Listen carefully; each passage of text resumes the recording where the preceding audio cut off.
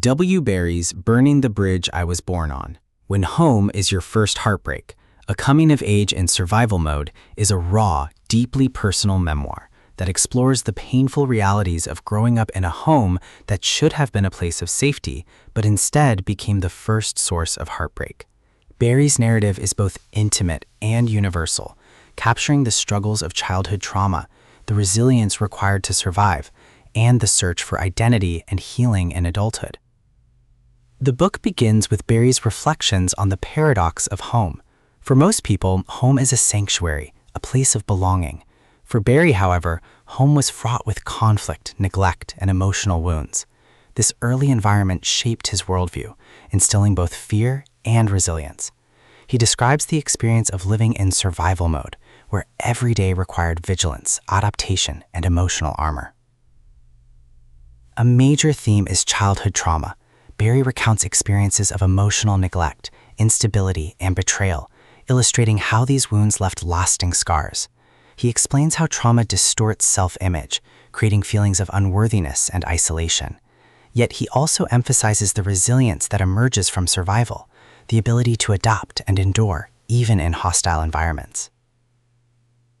Another theme is the search for identity. Barrie describes how growing up in a broken home left him questioning who he was and where he belonged. He explores the tension between inherited narratives, family expectations, cultural norms, and the desire to forge his own path. His journey becomes one of self-discovery, learning to define himself not by trauma, but by resilience and authenticity.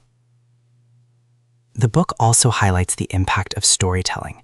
Barrie uses narrative as a tool for healing, transforming painful memories into stories that foster understanding and connection.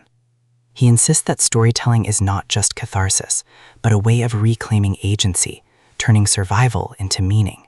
His memoir becomes both personal testimony and universal reflection, inviting readers to see their own struggles mirrored in his. Barrie explores the concept of burning bridges as both destructive and liberating. To burn the bridge one was born on is to sever ties with the past, to reject the narratives of pain and dysfunction. Yet it is also an act of courage, a declaration that survival requires leaving behind what no longer serves. Barrie frames this act not as betrayal, but as self-preservation, a necessary step toward healing and growth. The book also addresses the psychological consequences of survival mode.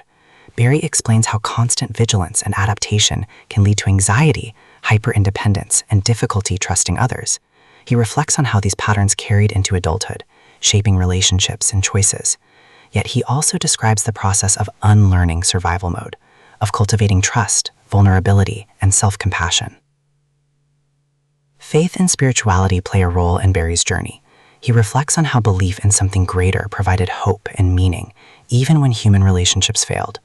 Spirituality becomes a source of resilience, offering perspective and grounding. Barrie does not present faith as a simplistic solution, but as a companion in the journey of healing. Stylistically, the book is lyrical and vulnerable. Barrie writes with honesty, blending memoir with reflection.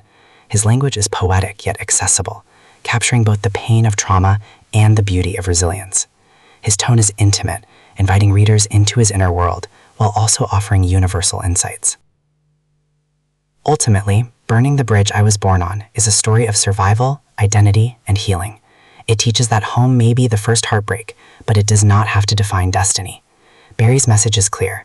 Survival is possible, healing is real, and burning bridges can be the first step toward freedom.